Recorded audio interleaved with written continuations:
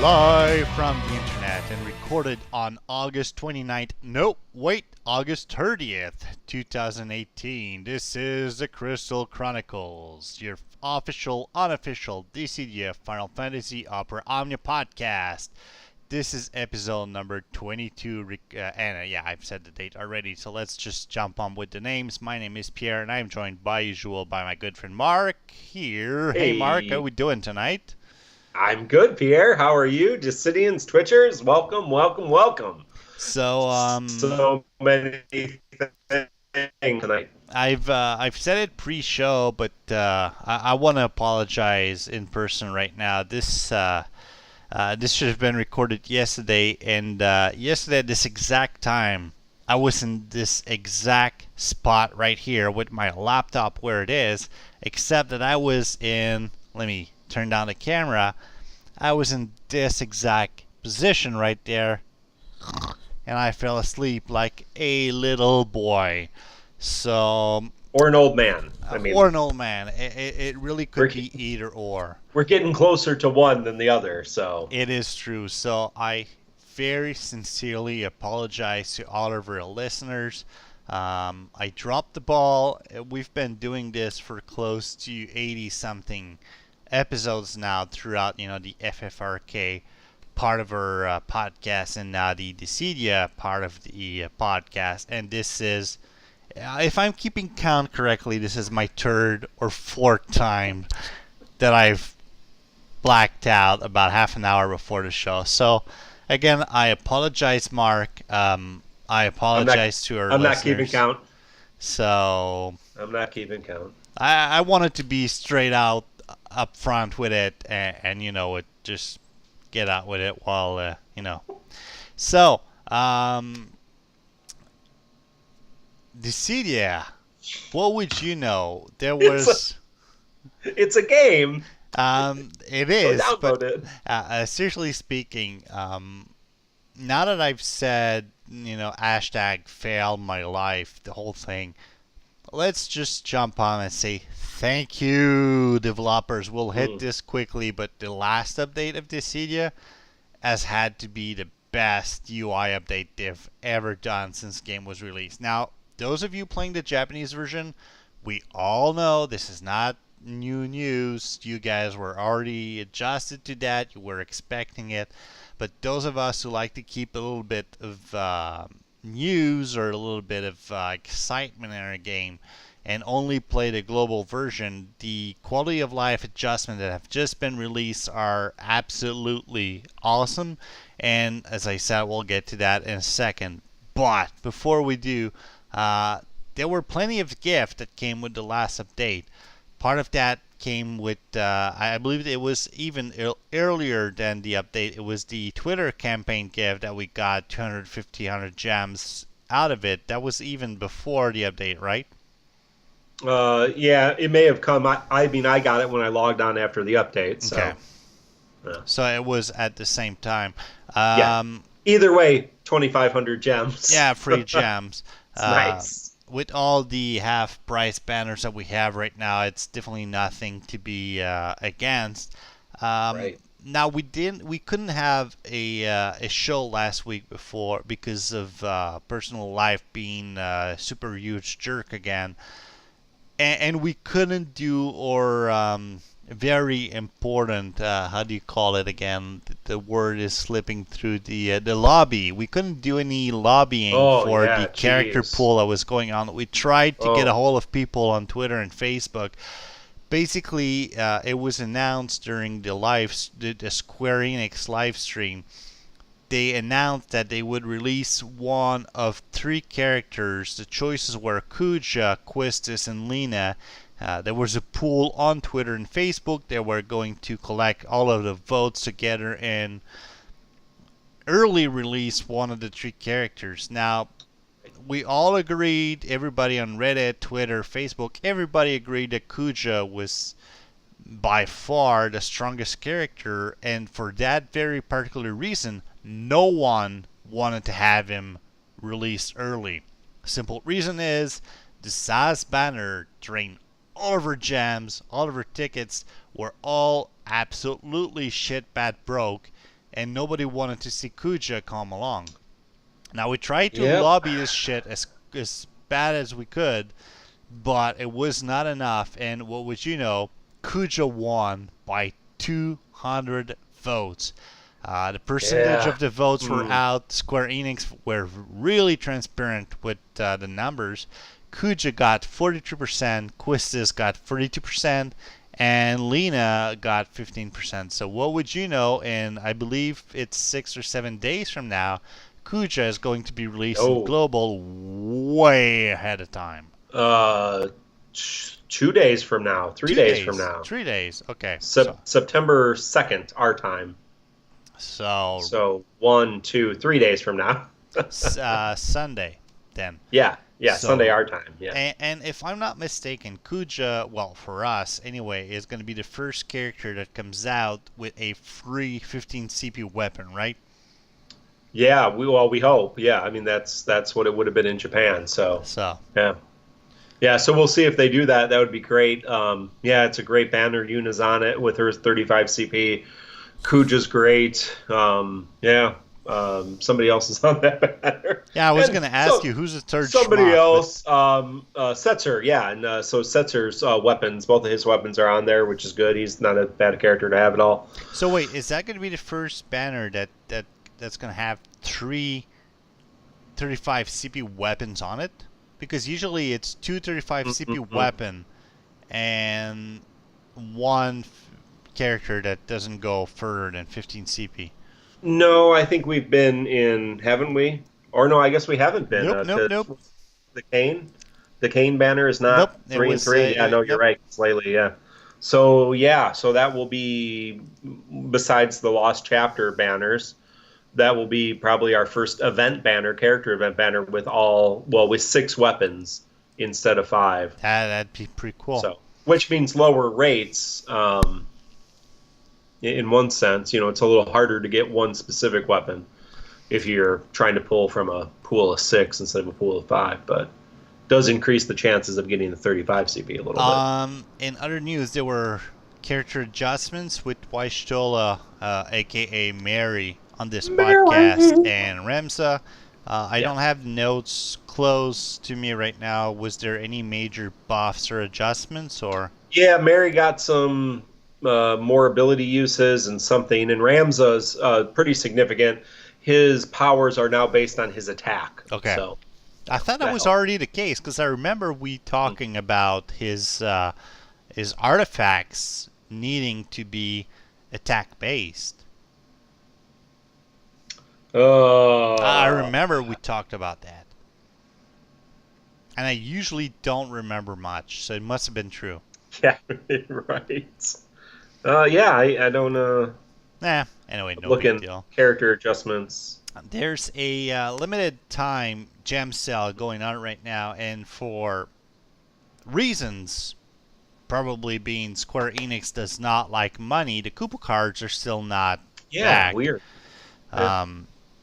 But if you're looking for a very easy and quick way to stock on those gems, the limited time gem sale might be exactly what you're looking for.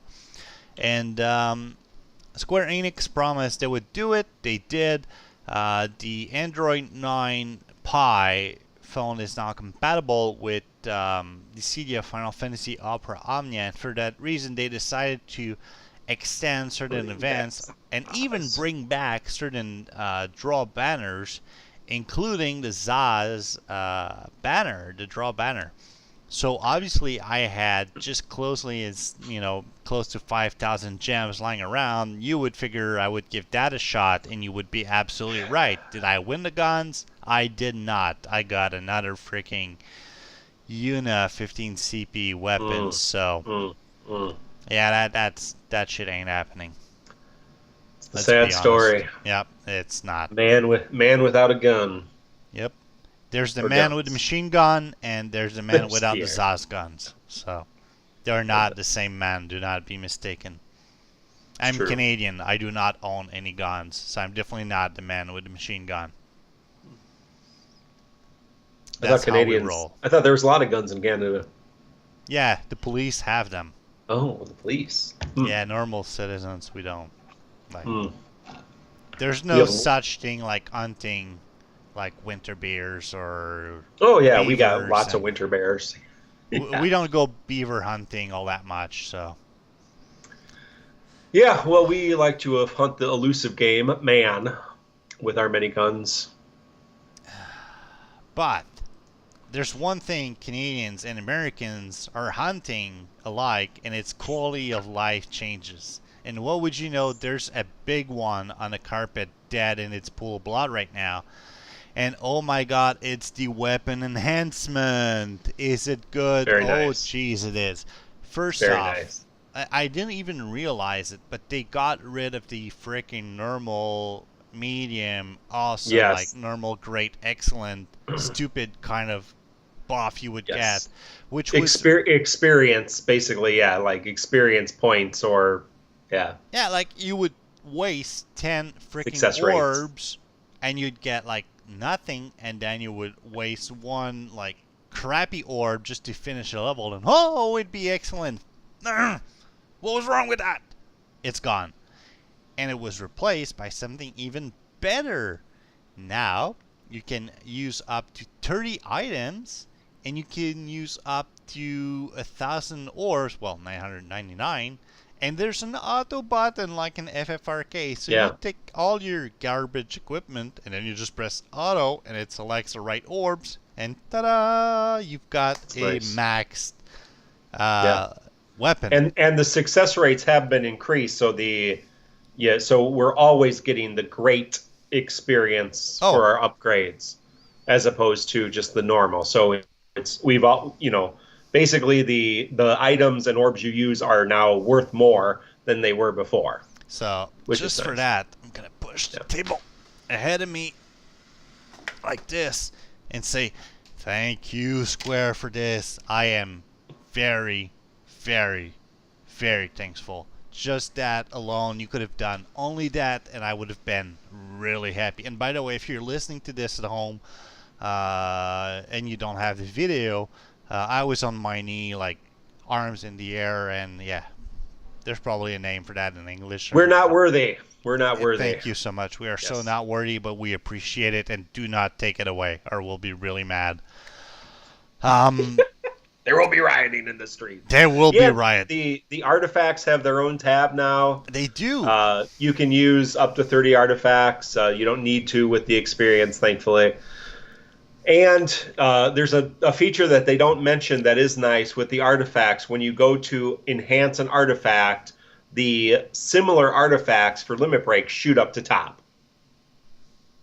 So like if I go into Kain and I grab a Kain 4-star artifact and I go, I want to enhance that, then when it pops up, no matter how I have my menu set, like if I have it by CP or rarity, whatever, it shoots up the other Kain artifacts to the top. Oh, that's good. So, and that is super helpful, because if you've been upgrading artifacts like I have over the last how many ever months we've had artifacts, if you have to like scroll through all your artifacts, pick your guy, then go back, scroll through because you have to, hit the other 2 artifacts or 3 artifacts so you can level it up, it can get kind of annoying. So this really does expedite the process. Probably as best they can. So, there's not major changes, but enough changes to make artifact leveling much, much easier.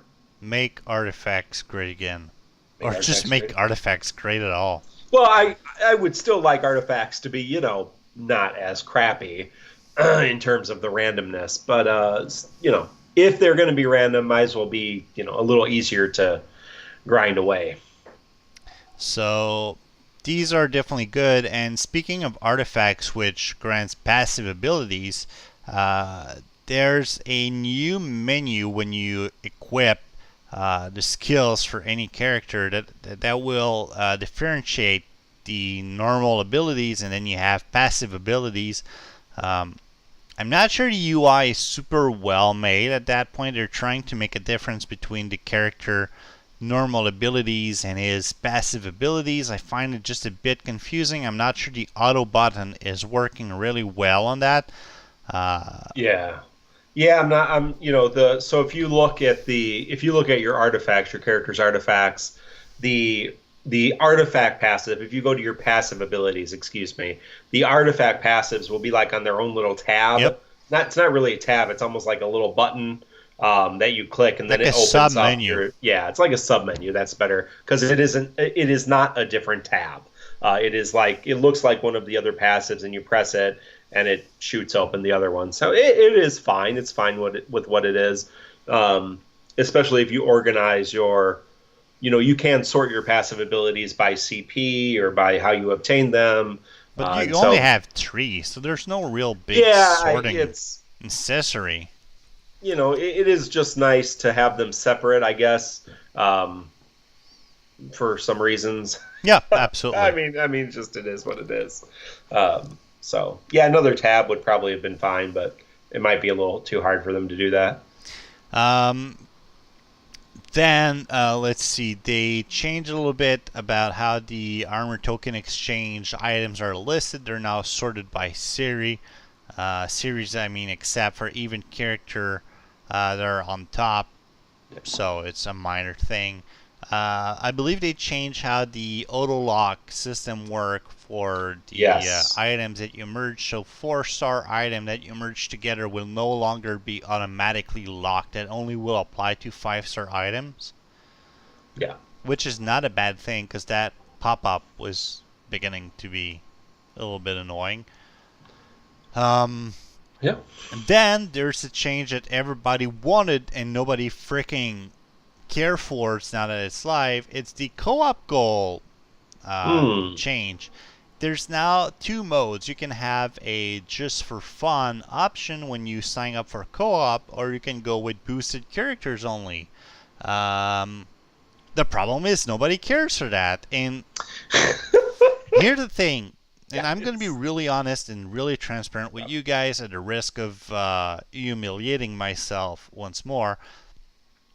For a second, I thought boosted character meant like all fully limit broke, like boosted in terms of strength and not boosted in terms of event.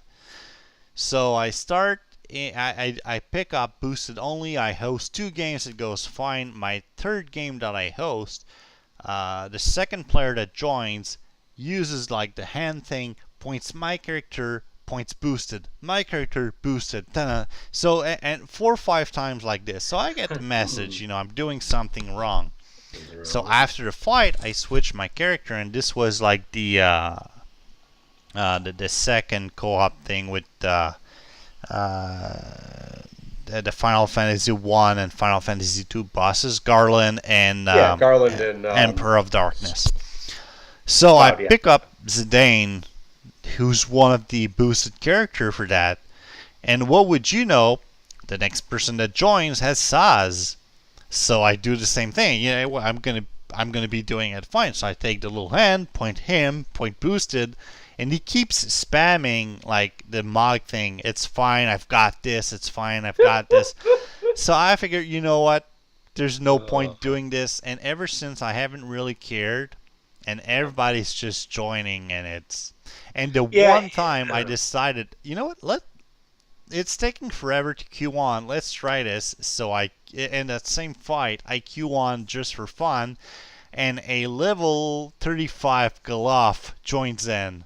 I disband and gave up. So, have you had more luck with that system? No, not at all. So the big issue with this system is it's nice to differentiate join for fun versus boosted characters. And the reason we want boosted characters, again, is for events where you get more coins, more tokens, because you bring the boosted characters. So, which is something that's going to be really important moving forward. That's going to be something that's going to be consistent. It's true for the 2 summer, the Trial of the Nemesis and the Challenge from Old Foes. Okay. So if you bring boosted characters into those, you get more tokens. Okay. And so there is a reason to bring boosted characters. And for those particular events, you could bring any. It doesn't matter. You can bring a level 10 Zidane. As long as I have 1 Vaan in that fight, it's going to be fine, right? It's not a very difficult co-op. So you want boosted characters, so you have more coins, so you co-op less. So that's fine. That's great. And it would be great to have a function, boosted characters only, that locked out any other characters. Yeah, absolutely. That would make sense. If that's what you want to do. Yep. I mean, really, oddly, you'd really like to have 3 versions. You'd like to have, like, a most points, or a max limit broke only, boosted characters only, and just for fun. But yeah, and then lock out. What doesn't fit there? So I've hosted, just like you, I've hosted boosted characters and had people show up without boosted characters. I've joined boosted characters and had people hosting without boosted characters. So I don't. The idea is good, but yeah, if the community doesn't get it, and again, probably the people listening here probably get it. People who are on Reddit get it. Pierre didn't get it, but he eventually did. Yeah, and so I mean, there are some people who aren't going to get it, but there's a lot of casual people who are playing the game who don't read Reddit, who don't go on Twitter, who don't watch the live stream, who don't listen to the Crystal Chronicles for some stupid reason. And so they don't know these things, and that's why we do what we do, to share the knowledge and share the love. But, so I mean, if you don't have those kind of checks and balances in that system, you're always going to have people showing up with the wrong person. I mean, basically. That's why I'd really like a system where it's kind of like Star Ocean, where it allows you to say, this is what I want. Boosted character only, max limit broke only, or I want a Sazh and whatever, but something a little bit more. But at least it's something, So yeah, it's don't get pissed off if people kicked you off and you came into a boosted thing without a boosted character, right? Don't get angry. There we go. And other than that, there's new stickers. They're featuring Wystola. You've got Amazing. Well met, not bad, much appreciated, and see you again. Yeah, I picked up that one. So just I have so many Dissidia points, I just can't. Yeah, I can't keep up. I can't keep up with my Dissidia point purchases, so I find I'll buy a Mary one. I got 34 potions and how many? 64 cycle keys, couple million gold.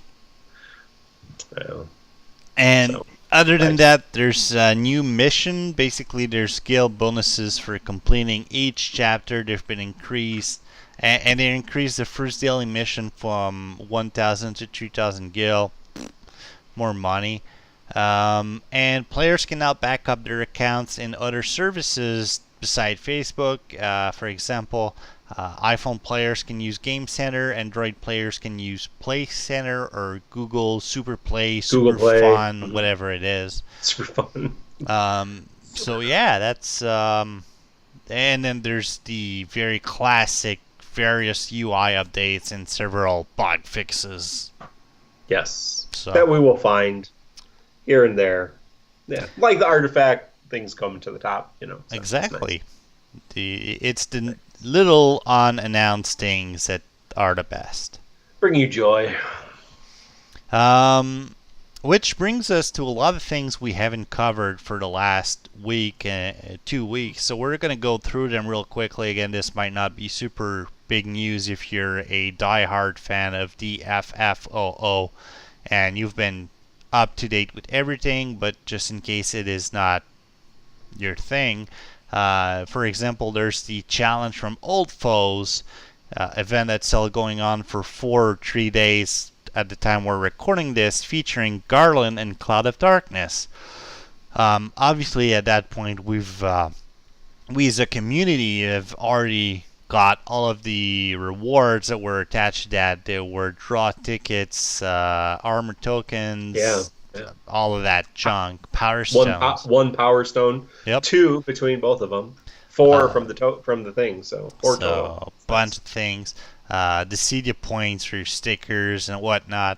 The buff characters in that event are Galuf, Eiko, and Vaan. And as Mark has mentioned, remember to use the buff characters for more tokens. That's how it works. The battle is really easy. I mean, you can go in with anything that's level 50 and just plow right through it.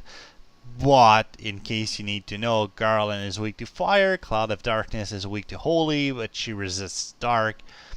She's got a blind attack, which is the only really annoying part of the fight, if annoying is a thing. It's only annoying because you don't realize that you're blinded, and then you attack and you miss. Yep, pretty like, much. Oh, so. I forgot she has a. Well, Bring Chocobo or Sylph, because really that fight doesn't really drag on long enough for you to use the other summons. And it's coming. It's coming with a banner featuring Galuf, Eiko, both of their 15 and 35 CP, and Vaan with his 15 CP.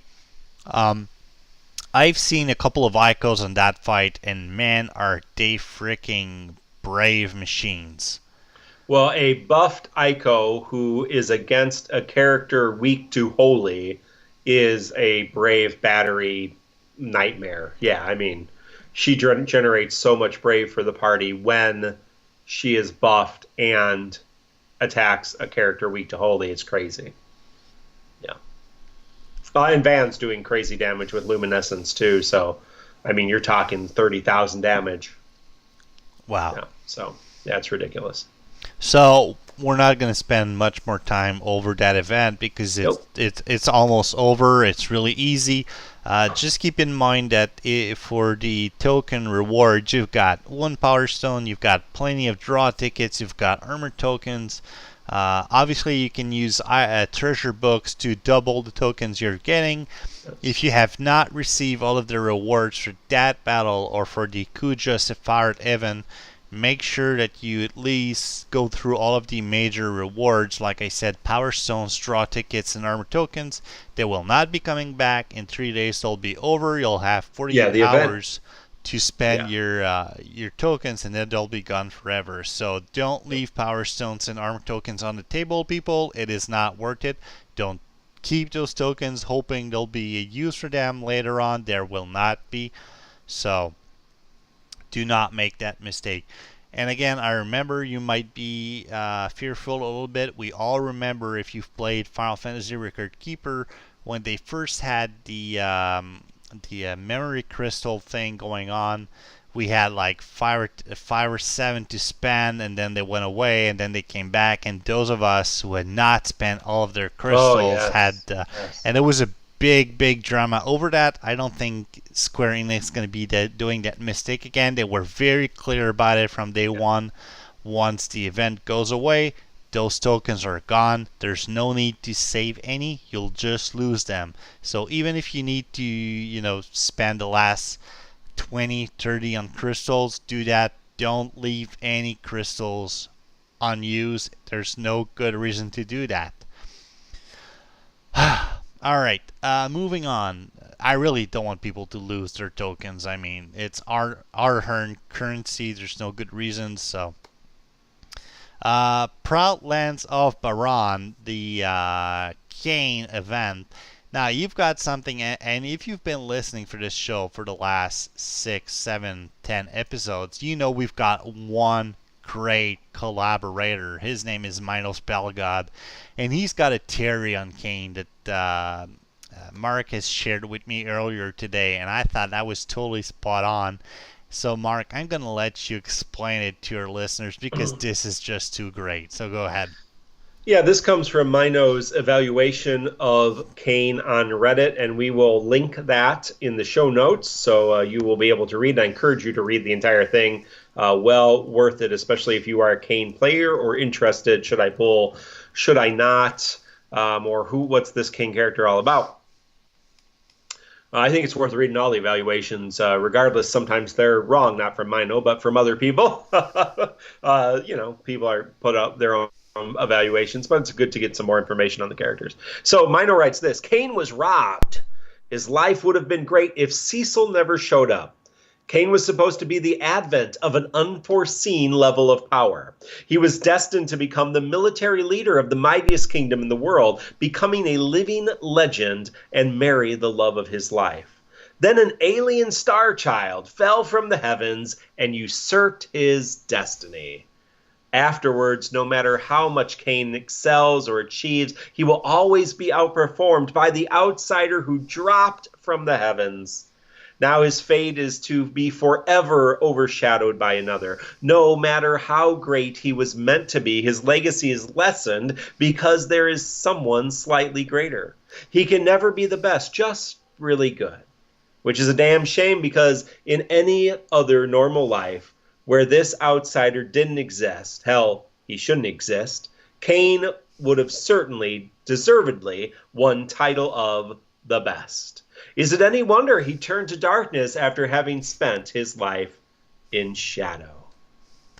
Now, Mino, yes, excellent. Yeah, this is so spot on. After the evaluation, Mino comes back to this idea of Kain being overshadowed, because just like in Final Fantasy IV, where Kain is usurped by Cecil, the Moonchild from outer space, the Moon Baby, in Final Fantasy Dissidia Omnia, the advent of Kain showing up in Global would have been a new dawn of a new level of power for characters. Kain has all the self-buff and all the damage that would have made him the strongest character in the game.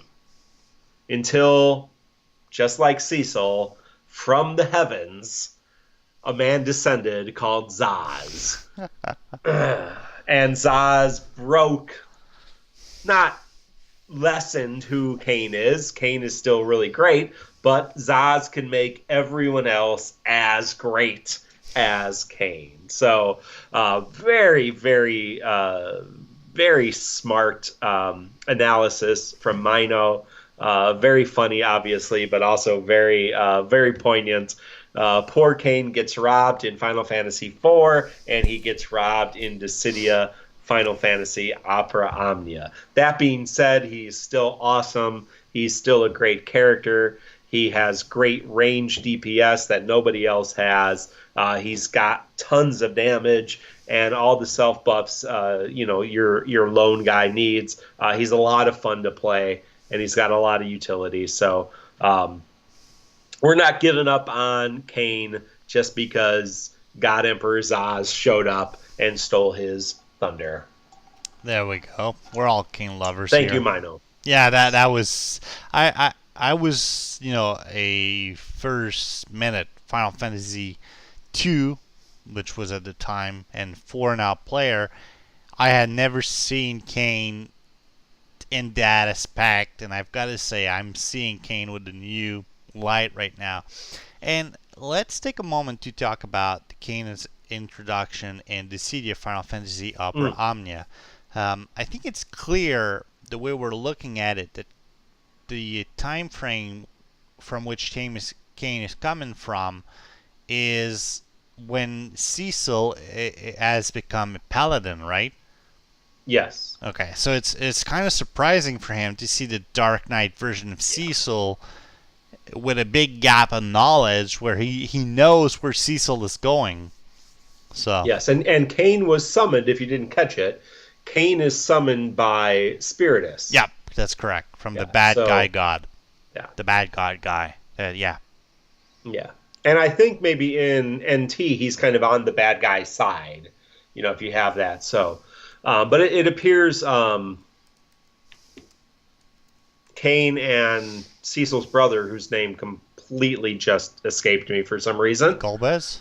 Yes, Golbez. Thank you. Like, why did Golbez slip out of my mind? They both seem to be from a future version of the storyline where Cecil seems to be from an earlier. Well, Cecil, Yang, Edge. Who else do we have from Final Fantasy IV? They all seem to be from kind of the early part of the game, whereas the bad guys seem to be from a later part of the game. So interesting. Interesting. Indeed. But let's talk about how Kain is in Dissidia Final Fantasy Opera Omnia. From what we understand, you really like him, right? I did. I was fortunate enough to pull his 35 CP on a few tickets, and then unfortunate enough to then spend the rest of my gems and tickets up until this current release, trying to chase down his 15 CP.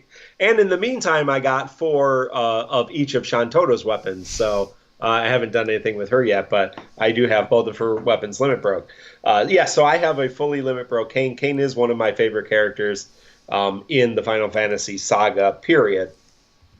And Dragoon's probably my favorite class, as you may have guessed. Kain and Aranea, 2 of my favorite characters. But I love the Dragoons, even in the non-character-driven Final Fantasy games. So yeah, Kain is great. He's just got tons of damage. He has 2 attacks. He kind of has an HP attack, and he has a Brave plus HP attack. The nice thing about Kain is, if you have his weapons, his HP attack, the one that basically adds attack to his Brave and then multiplies it, and it does multiply by a lot if you have his weapon. It's 1.5 times the current Brave. That gives him a unique buff, and also gives him a special Brave attack called Jump, which does nice damage, so Brave damage. And so that's a unique buff that stacks with other buffs, and then his HP plus Brave plus HP attack, Gungear, does 3 additional buffs. So, so he's got Max Brave. Oh, that's Max Brave up, attack up, and then the other one does additional attack and Brave Max buffs. I think I have this written down somewhere too. Anyway, he buffs himself and jumps on top of the other buffs. So, yes, if you are playing with Sazh, Sazh's buffs will overturn. They are better than Kain's self buffs, and they will overwrite them. And so Kain does actually get a little bit better with Sazh, but without Sazh, he still is doing a lot of damage. So, and he does range damage, so there are times that we really need to have ranged characters. He does do range damage, so that can be really nice against ranged, weak enemies. And just tons of damage. He has tons of damage. So. And if you played the co-op, the level 70 co-op with the Hill Wyvern, you probably know how much damage Kain can do. Because, and his main attack is non-elemental, so it will be boosted by any elemental weakness. So, yeah. Oh. Yeah, again, at this point, you've probably been playing the level 70 co-op. We have Wave 1, 2 Mankins, Shadow and Yang. Pretty straightforward. Wave 2 is the Hill Wyvern. It's weak to ranged attacks and wind, so Sylph is great, and so you bring 3 Sylphs and 3 Kains, and it's pretty quickly over. But if someone is playing Rem and brings a Freet, you might have some issues. I'm not saying that happened to me, but what was it? No, I was playing with... so I was playing Kain, and the host was a max limit broke Warrior of Light. Ouch. It's fine. And then the third person was a very low level Squall, like not 50-50, not max limit broke at all. So that round took 60 turns. Ow. But we did manage to defeat it because of the Squall died. Squall was dead. I don't know how long. I was going to ask you, did everybody survive? Squall was dead. But let me tell you, everybody else should be fine for that. And yeah, interestingly enough, it was pointed out to me on Twitter that Kain has a decent amount of HP. He actually has some of the highest HP in the game. And I just happen to have some artifacts. I don't have really good artifacts for him, but all the artifacts I have for Kain are HP. So my buffed Kain has over 10,000 HP. Wow. Which is a lot. So you can get over 9,999 HP. It's good to know. So, yeah. Yeah, and I think that was Dropman that said that. Right, if I'm saying his name correctly, right? Yeah, Dropman17. At Dropman17, pointed that out. Thank you. Good sir. Yeah, so, yeah, easy. Not too tough. A lot of fun. Do encourage you to go check out Mino's reviews. that and any other character he writes a review for. That would be great. Absolutely. So we talk about the banner. There's Kain and Shantotto's 15 and 35 CP and Layle 15 CP. So since we all know you got tons and tons of Shantotto's 35 CP weapons, would you say her 35 CP weapons are really good? I have no idea because I've not done anything with her. I thought, don't you have Shantotto? I did. I chased the 35 CP and it went just as good as don't have her 35 CP. The Sazh thing. So I thought you had her 30. No, I got more of her 15 CP weapon, which is already fully limit broke for me. So yeah. Did we not have her? Nope, that was the first time around. Oh, really? I didn't realize we didn't have her 35 CP. Yeah, I literally have no idea what it does. I didn't even look at it. Yeah, Dark Magic Bio and Range Boost. Dark Magic Bio and Rage Bio Boost. Turn rate plus. Poison rate hit plus. Duration plus. 5 turns attack up. 1. Attack up 1. So that makes her second attack good. I don't necessarily know that makes her amazing. Oh, but it is dark damage. I'm going to need that against that stupid holy dragon, right? Anyway, yeah. So I really don't know because I've not fully limit broke her weapons. I did limit break them, but I've not maxed them up, and I've not really spent any time playing with her yet. The Professor, I do like the Professor quite a bit. I like her character. So in terms of banner, we've got plenty going on right now. There's 6 banner at the time of this recording. There's the Lost Chapter banner with what's her face with Prishe, Faris, and Ramza with their 35 CP and their 15 CP, if I'm not mistaken. Yep, all 6. So all 6 are in there. That banner is incredibly half price, so that might be something in there for you if you don't have any of these weapons. Then there's the weekly draw with Wyvern, Edgar, and Yang. That was half price as well. Then there's another weekly draw that's still on for 4 days, where you've got Zidane, you've got Gunface, King, and Furion. That's also half price. Then we move on to the even draw. You've got Kain, Shantotto, and Layle. We just talked about that.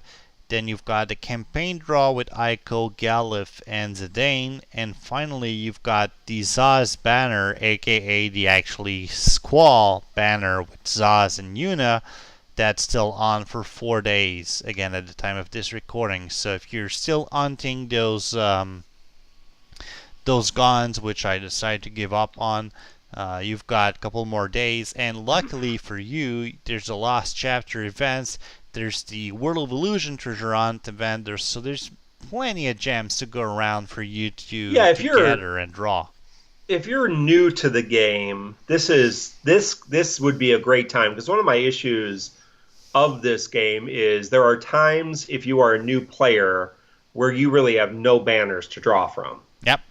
So, I mean, I really think there needs to be a standard banner, or a couple standard banners that anybody could draw from that just have various characters' weapons on them. At the same time, it's not a bad thing to save on your gem. No, not at all. Not at all. There will always be better characters, too. But if you are new to the game and you have a stockpile of gems, you have tons of options. Obviously, the Sazh banner and the Galuf banner are great. The Sazh banner is excellent. The Kain banner is excellent.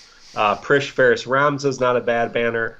I'm not hot on the weekly draws, but they're not terrible either. So, yeah. And they're only half price, so if you're looking for cheaper options or cheaper power stones, that may be the way to go. Spend some of those gems. So, I'm already back up to 10,000 gems. You are full of crap. And I still have some lost chaptering to do. So before we get to that, I just want to hit real quick the World of Illusion Treasure Hunt. There's artifacts for 9 characters if you're looking for those. We just talked about those a couple of seconds ago. They're the same as the draw banner. So you've got Prishe, King, Mary, Wyvern. Faris, Yang, Penelo, and Ramza, Zidane, Waka. So if you're looking for your Waka artifacts, that's where you want to be at. They're available in the World of Illusion treasure hunt. The last chapters were released today for the 3 characters. That would be Prishe, Faris, and Ramza, and their little buddies. I haven't had the chance to go through all of them. I don't know if Mark, if you want to save that for next week. Yeah, I can talk a little bit about it because I did not have the chance to finish all of them. I was able to get through normal of Prishe and Faris, and I was able to do the 90 level battle of Prishe. I say we keep that for next week. Yeah. But just so you know, your enemies are the Chimera Golem for Prishe, which is a pain in the butt, changes its weaknesses every time. Faris is the Lamia Queen, which also has 2 Mankins, super a pain in the butt. And Ramza is maybe 2 Holy Dragons. I don't know if there's 1 or 2. I've not gotten to that, but I think there might be 2 Holy Dragons, weak to darkness. So, again, man, if you have those characters, any of those characters, Prishe, Faris, Ramza, they're going to do great in their lost chapters. If you have Eiko and Sazh and those characters, you're going to walk right over those. If you have Eiko, Sazh, and any other character, you're probably going to walk right over these. MinoSpelgud on Twitch says 2 Holy Dragons, and it sucks. So there we go. Yeah, awesome. I'm looking forward to that. I do have a max limit broke Ramza. I can't imagine that could possibly help me whatsoever, but we'll see. I'll bring Ramza in, see how that works out. I don't think Ramza's buffs and Sazh's buffs really work well together, but we'll see. So I was able to beat Prishe level 90, the Chimera Golem, and I think I brought Sazh, Papalamo, and Kain. So there you go. All right, so let's see. So next week we're gonna have for you guys full review on the Lost Chapter bosses on hard mode. And we're going to have the Kuja event review because that's going to be hitting real soon.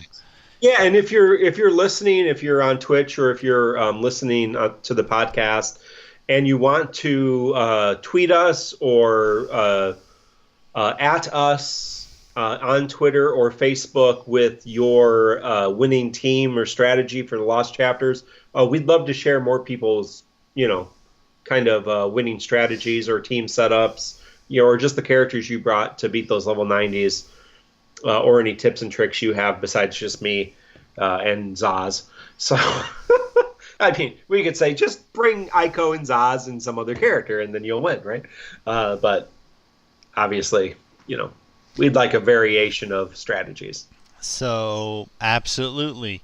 Now, in terms of events for the next month, we're going to have Kuja, we're going to have Palam, we're going to have the Trial of the Brothers, that's a Saman event. We're going to have Maria from Final Fantasy II, the beautiful Archeress.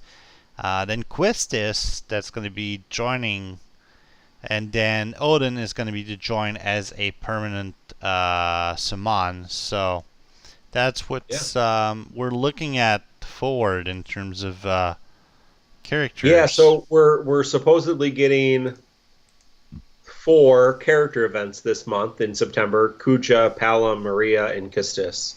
So, and then we'll get chapter 10 at the end, which is the disciplinary club at the end of the month or the beginning of next month.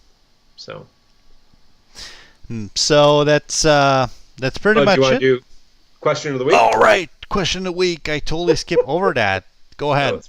So, question of the week, Celeste's, we talked about this, and did you see I shared with you, a friend of mine does a lot of photography. Actually, it's husband of one of my colleagues, does photography of cosplayers. Yep.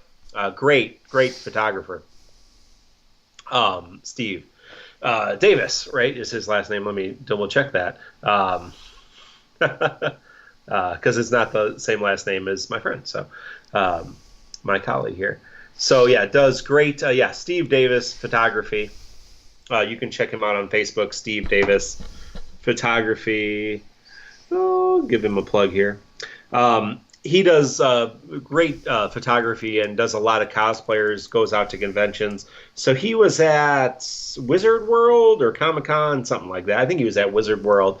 And someone did a really good cosplay of Uma Thurman's character from Kill Bill, also known as The Bride, which we made comment last week or 2 weeks ago talking about Celeste's outfit, kind of looked reminiscent of the bride's outfit. So I had to comment in his Facebook post with those pictures to Pierre about the wonderful Celeste cosplay.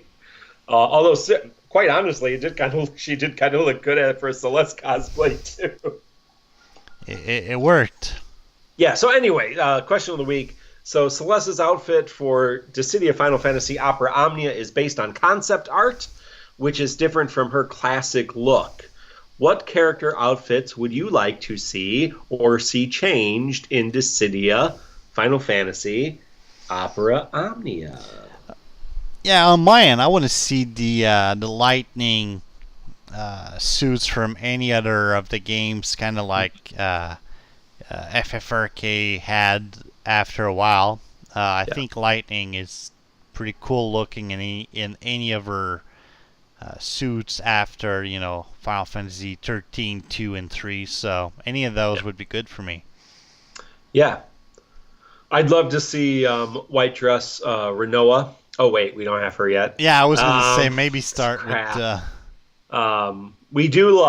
talking about Celeste, we do love opera singer Celeste. And Gunslinger Yuna is a great outfit, one of her many dress records from Final Fantasy X-2. I do also like the Seed or CD, depending on how you put that or how you read that in the game. I've always read it from Final Fantasy VIII as Seed, because they are seeds in the garden, right?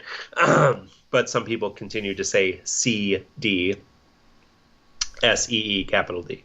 Anyway, I really like their uniforms, the school uniforms. So Squall, Quistis, Selfie, in the Zell in the school uniforms, kind of cool. Yep, absolutely. Yeah. All right. So next week, Dissidia Final Fantasy Opera Omnia is 6 months old. Happy half anniversary.